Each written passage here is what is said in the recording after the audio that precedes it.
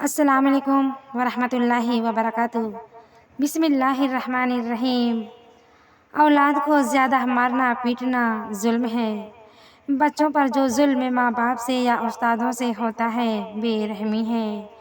بعض ماں باپ ایسے قصائی ہوتے ہیں کہ بچوں کو اس طرح مارتے ہیں جیسے کوئی جانوروں کو مارتا ہے، بلکہ جیسے کوئی چھت کوڑتا ہو، اور جو کوئی منع کرے تو کہتے ہیں کہ ہمیں اختیار ہے، ہم اس کے باپ ہیں۔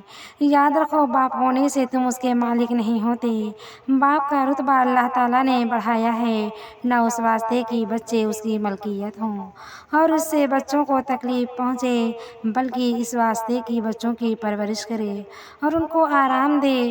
ہاں، کبھی اس آرام دینے ہی کی ضرورت سے سزا دینا اور ادب سکھانا اس کی اجازت ہے، مگر ضرورت کے قاعدے سے ادب سکھانے کے لیے سزا دینے کی اتنی ہی اجازت ہے جو پرورش میں مددگار ہو، نہ اتنی کہ حد سے باہر تکلیف پہنچائے۔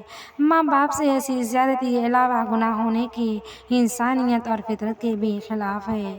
ماں باپ کو اللہ تعالیٰ نے محض رحمت بنایا ہے، ان سے ایسی زیادتی ہونا اس بات کی نشانی ہے کہ یہ شخص انسانیت سے خارج ہے۔ اور استادوں کی تو ایسی بری حالت ہے کہ انہوں نے یہ مثال یاد کر لی ہے، ہڈی ماں باپ کی اور چمڑی استاد کی۔ نہ معلوم یہ کوئی قرآن کی آیت ہے یا حدیث ہے یا فقہ میں کہیں لکھا ہے۔ استادوں کو یاد رکھنا چاہیے کہ قیامت کے دن اس کا بدلہ دینا پڑے گا۔ یہاں بچوں کی چمڑی آپ کی ہے، وہاں آپ کی چمڑی بچوں کی ہوگی۔ کیا تماشا ہوگا کہ وہ بچے جو ان کے بس میں تھے خلقت کے سامنے ان کو پیٹ رہے ہوں گے۔ علاوہ اس کے یہ بھی تجربہ کی بات ہے کہ زیادہ مارنا تعلیم کے لیے بھی مفید نہیں ہوتا، بلکہ نقصان پہنچاتا ہے۔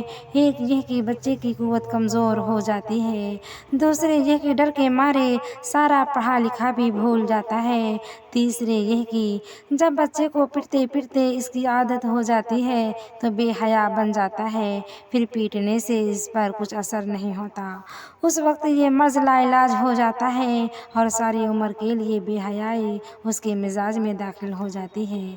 اس لیے ضروری بات یہ ہے کہ تعلیم اور ادب سکھانے کے لیے بچوں پر مار پیٹ زیادہ نہ کی جائے کہ ظلم ہے۔